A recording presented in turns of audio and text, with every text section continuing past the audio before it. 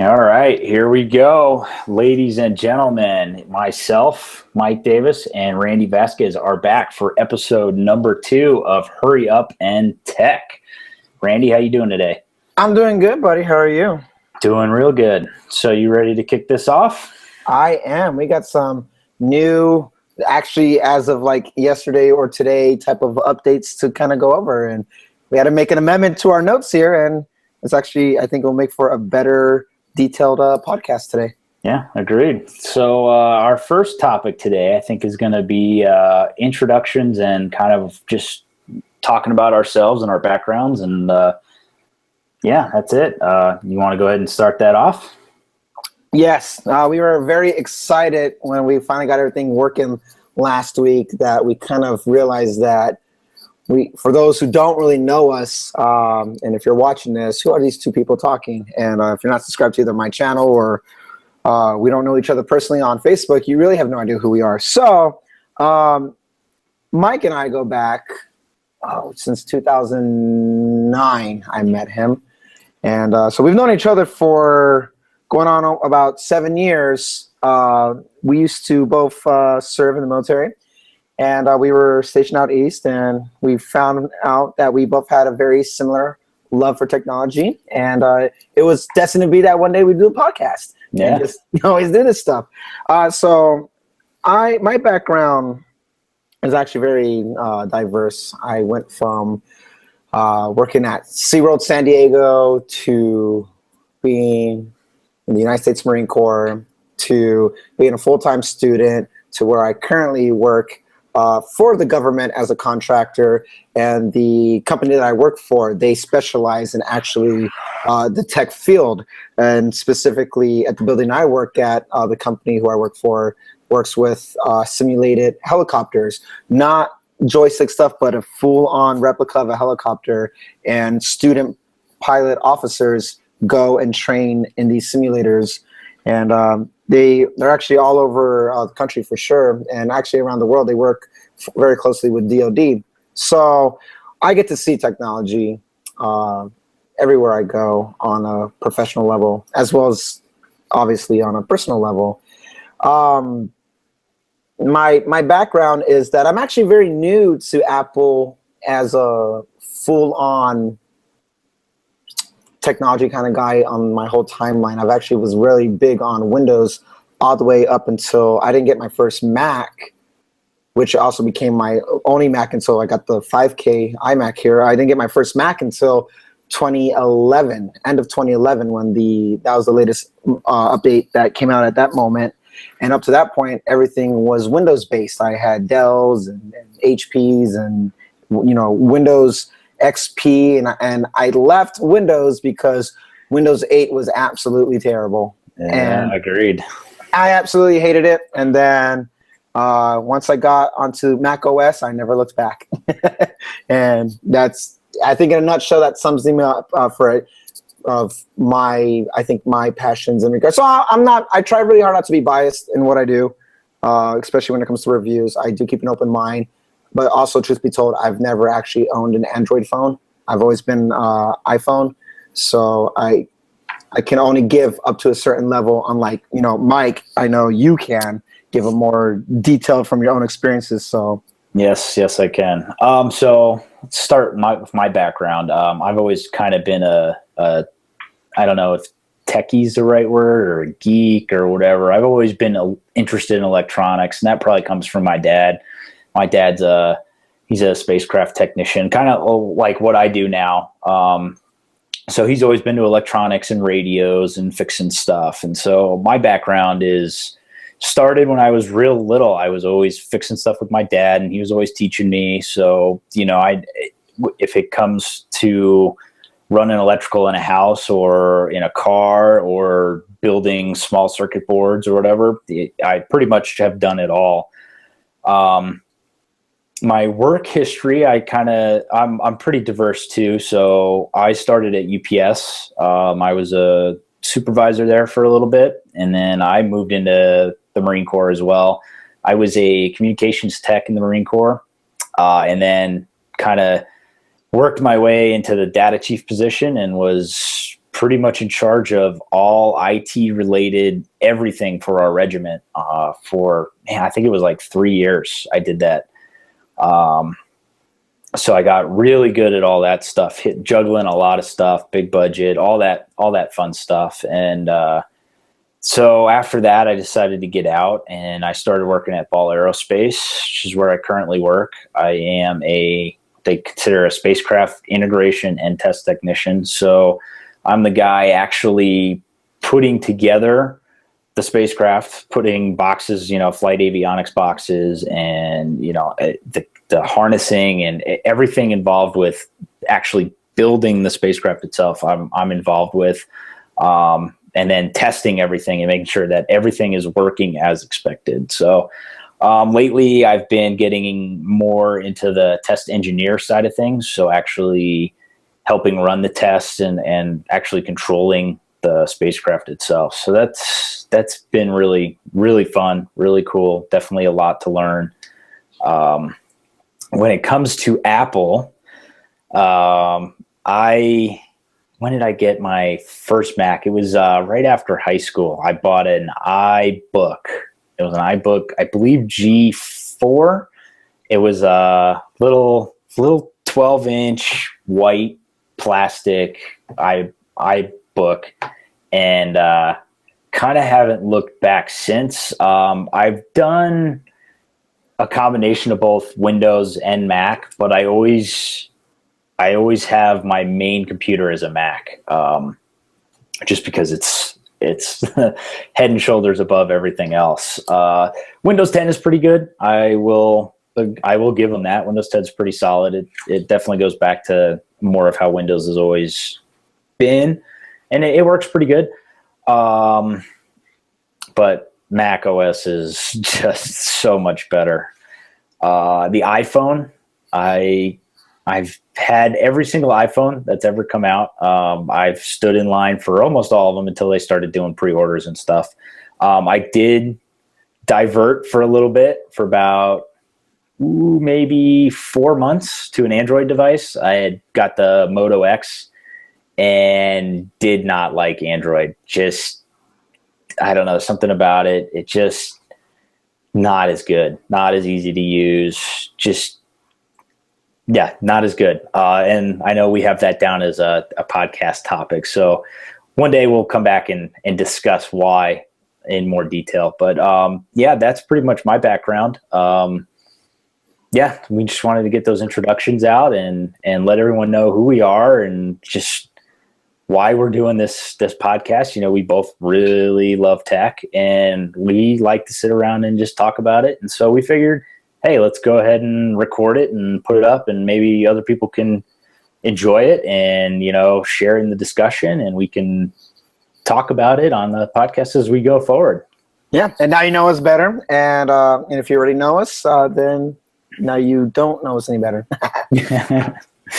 Nice. Okay. So our second topic, let's talk about the 5K iMac. Yes. Well, I got mine this month, beginning of this month. Feels like last month already. Well, because I ordered it at the beginning of the year. But what I did, I know what we both did is we didn't get the entry level model, and we got the specs. Our specs are almost identical. The only difference that we actually have is I have full on SSD and you have the Fusion drive, but right. we kind of wanted to up the power of it. And when I ordered mine, I had to wait a bit for it. But okay, so this iMac, I'm definitely going to go over the pros over the cons first, based off of, I'm coming from a 2011 MacBook Pro, no Retina, it was a hard drive. It was, the only thing that was added to it was that I had a i7 processor, not an i5, but everything else was pretty standard for it, what I got. And I ran that to the ground. To give a better understanding about what I use a Mac for, when I bought the MacBook Pro, I did it with full intentions of that I was going to increase my actual video production, my music production. And that's when I realized that Windows wasn't really cutting it for me without having to, get Adobe And even then, it was very laggy. I was on Windows Vista for a long time, unfortunately. And I did experience a lot of the problems with Windows Vista. And then when I got Windows 7, it was actually really good. Unfortunately, I went to Windows 7 a little too late because then they were rolling out Windows 8. And when I did get Windows 8, it turned me off completely. At that moment, they didn't even have the start button at this point. It was before they actually did an update for it. It started in tablet mode, and it's like, okay, I'm sitting at a desktop computer, and how am I supposed to use this? It's tablet mode. This doesn't work. I was very intimidated because it wasn't a touchscreen laptop. It was very, it was unknown territory for me. I panicked, and at that point, I had the money put aside, and I just went to Best Buy, and I said, I want a good laptop. And they're like, oh, what are you looking at? I was like, here's what I have now. I don't want this. And the guy said, let me introduce you to Apple.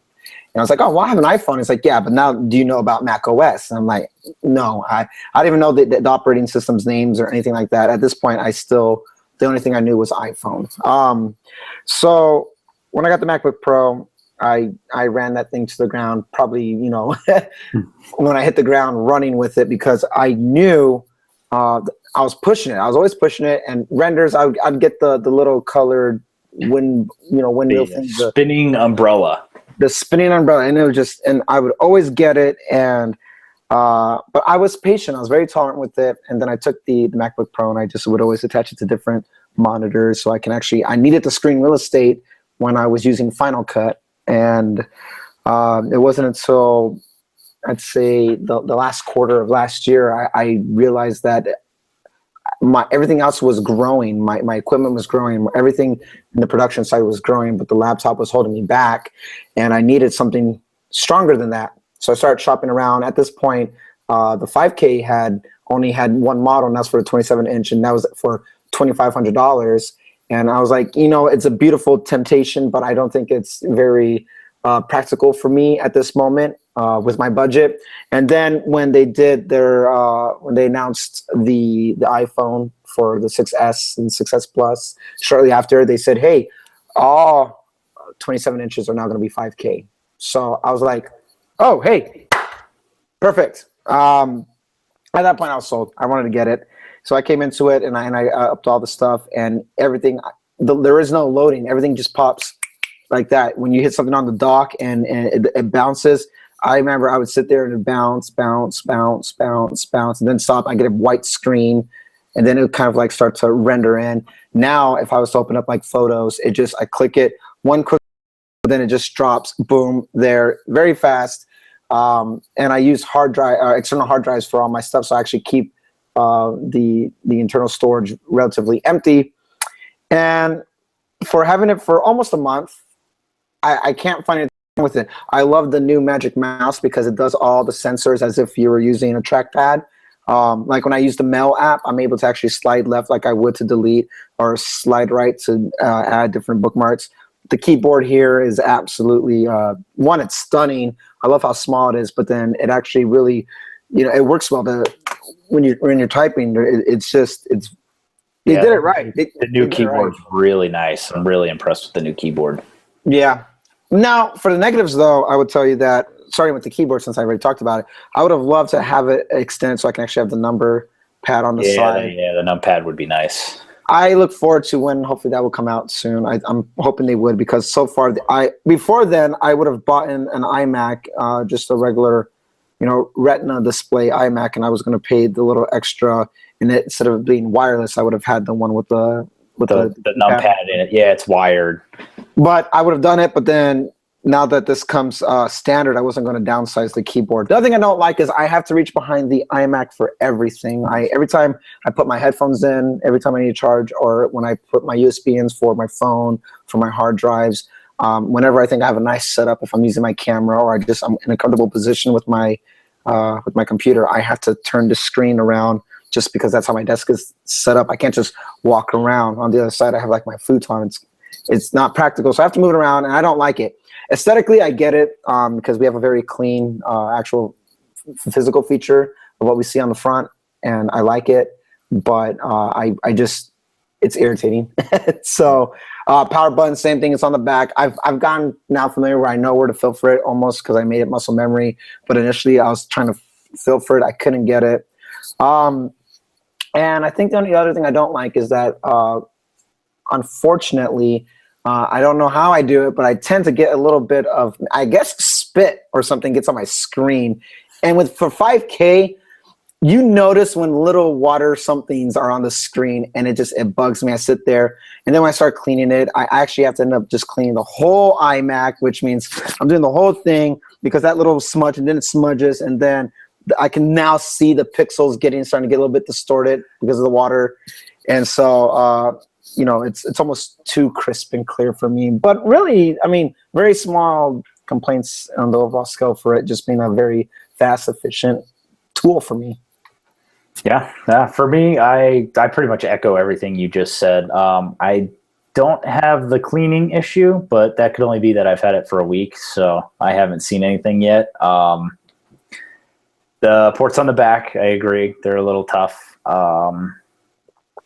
all iMacs have been that way for a while. So I guess I used to have an older 24-inch iMac when that one came out. So I have a little bit of experience with it, and I really enjoyed that. I like having it all built in one. It's just a screen. And it just sits on its little stand, and it has one cord, right?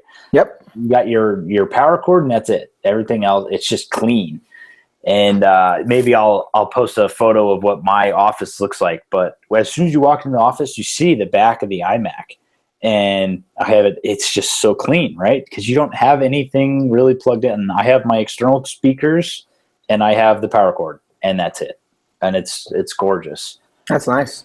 Yeah, I think we should. Yeah, I think we actually should post photos either on our Facebook or Twitter just to show our office, because I know what your office looks like, but I think we can show exactly how we utilize our all this extra space now. Because one thing that it's clean, and I personally like the practical part of that. It's easy for me to move it all in one. I'm keeping my box, not because as a moment. Hey, one day I remember the day I bought my iMac, but because when I move, later on this year, I can just put it right there. Take the one cord, take my wireless, the mouse and keyboard, put it in my backpack or my laptop bag, and it's just easy to transport. And it's really, considering for what it is and how big it is, it's not that heavy. I thought it was going to be heavier. It's not. I love it. Yep. For the pro side, since I kind of agreed with your cons there, the pro side's for me, the screen is just fabulous. 5K. I was designing our logo today on this screen, and there's some constraints about the size of what cover photos need to be. So I'm researching that, and I go and I set up the canvas so it's that size. And normally, if you're using just a regular screen, it takes up the entire screen, right? And you're working at it there. No, on the 5K, it was like this big. I'm like, well, now I got to zoom in. And so there's just so much real estate. You're able to, the split screen, the new split screen in El Cap is just fabulous. I was using that when I was writing my papers. I'd have my research up here and then my paper here, and you can do both, and it's just really, really well done. I agree. I'm using it right now. Yeah, definitely. It's perfect for this, right? You got the video up, and then you got our notes so that you can follow along. Yeah, it works really good. Let's see what the load times on everything. It's just fast. It's just fast. Like you said, it just everything loads just instantly. Even with the 1 terabyte Fusion, it has that small little SSD in there. That's all I need. It's fast. I upgraded mine. I put 32 gig in there, and it screams. It's fast. So what's interesting about your model with the terabyte Fusion drive? You have 128 SSD for they say it's so that way all your daily applications they boot up so fast, and the software gets familiar with your habits, so it knows which ones to use for the SSD, and then everything else goes onto the regular hard drive of it. What's interesting about it, just to put in perspective about how much of a monster and strength that this thing is, the 128 is the entry level for a regular MacBook Pro SSD. The MacBook Pros don't have a hard drive or a Fusion drive. They just use SSD, and all the models right now, entry level starting is 128 gigs for it. So you have the storage of a MacBook Pro as a placeholder, and then the remainder of it for your Fusion drives. It's powerful. I can imagine for you having everything boot up so fast, and I don't think you're ever going to experience really much of a lag issue unless you were running all these pro applications at once and they were at the perfect storm. Everything's rendering at the same time. Maybe then you'll start experiencing the lag. But besides that, I don't see any issue of why that would ever really become an issue. Yeah, you'd really have to throw a lot at this thing to get it to break. And I've tried. Nice. Yeah, I haven't tried yet. Right now I have quite a bit of stuff running right now. I got Pixelmator up and Safari and Mail and all that stuff, and it's cruising along just fine. So nice. Yeah.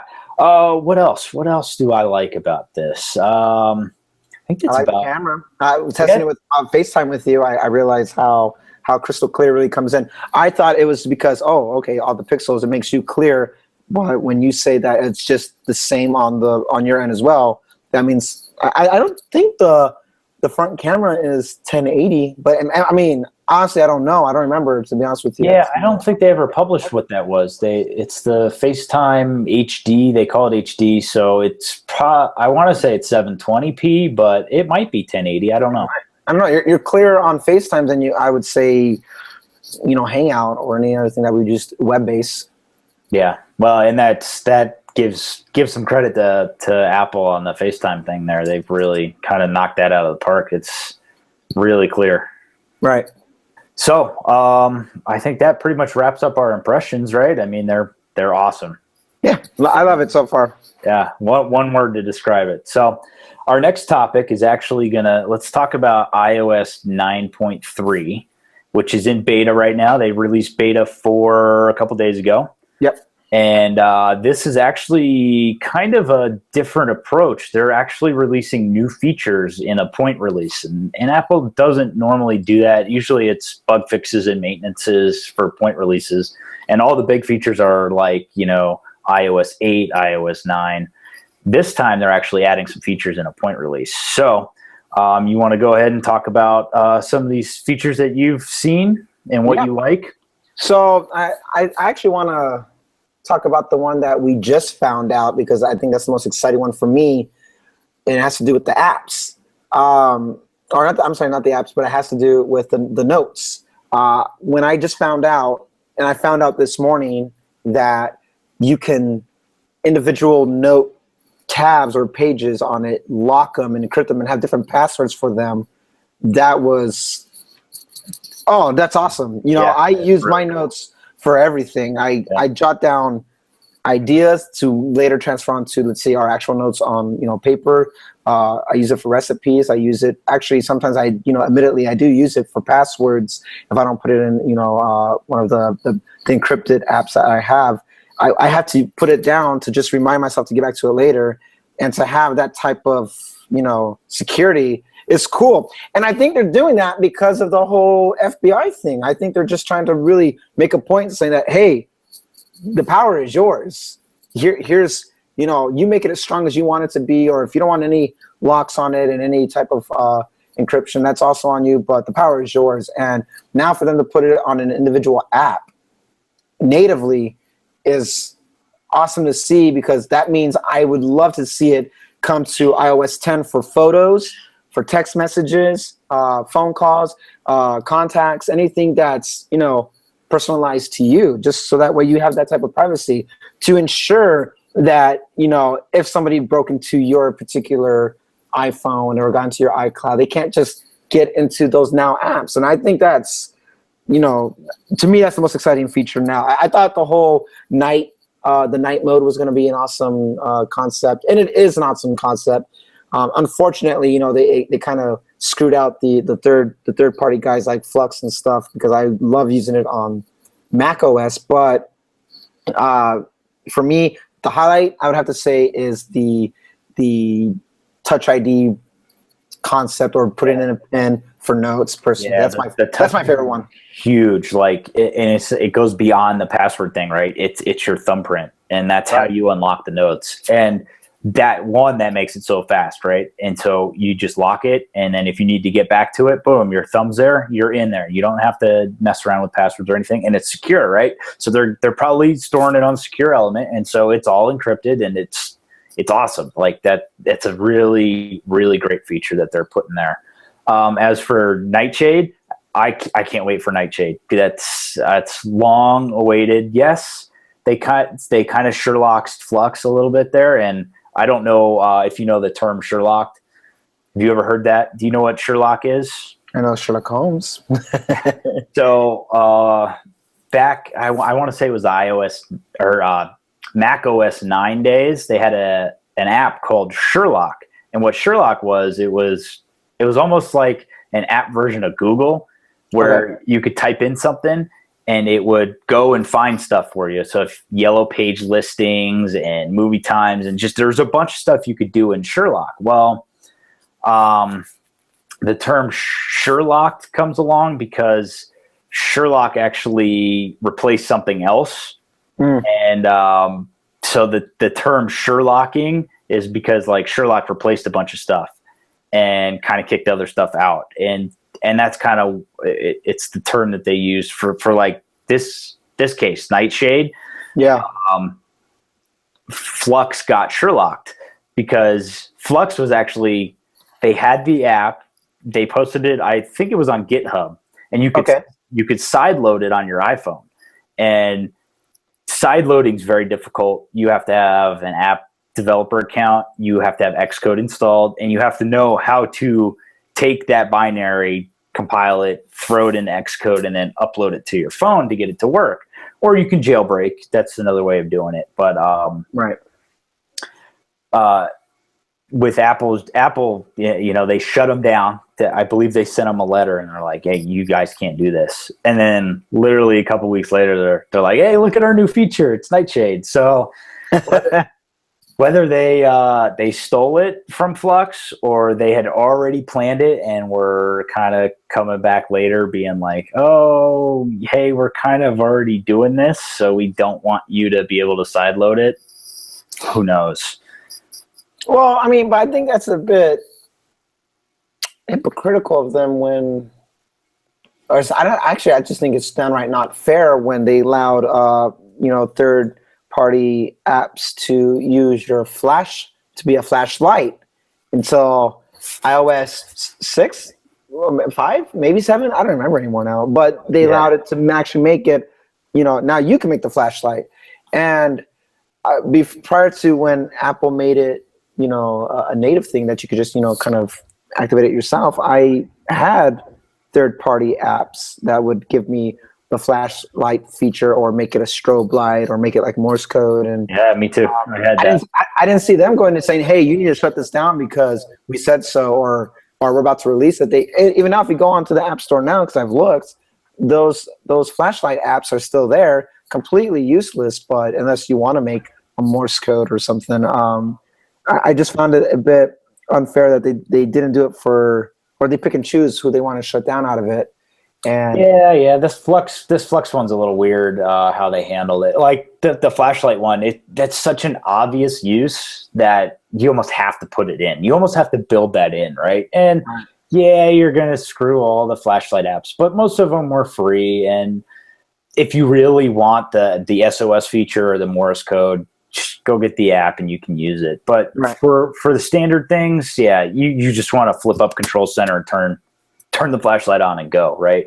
So that one's a little different. I think the way they handled the Flux thing's probably not the best way to do it, and there's a lot of behind the scenes stuff that I don't think we know, but not handled very well.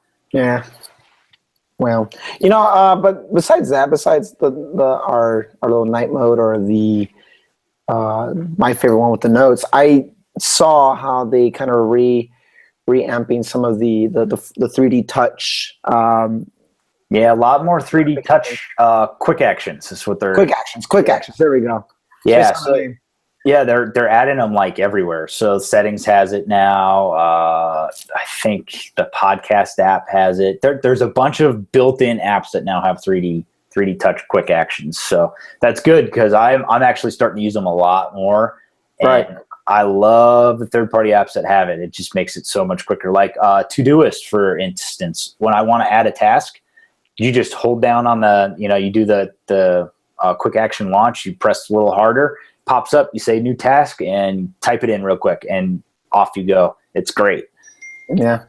I think what I would like to see with those quick actions and later updates, obviously, would be the ability for you to customize what you want it to be there. So that way it's a quick, you hold it down. And let's say on Facebook, if I was to grab my phone right now and I hold down Facebook, I get write a post, upload photo, video, take photo, video, view profile.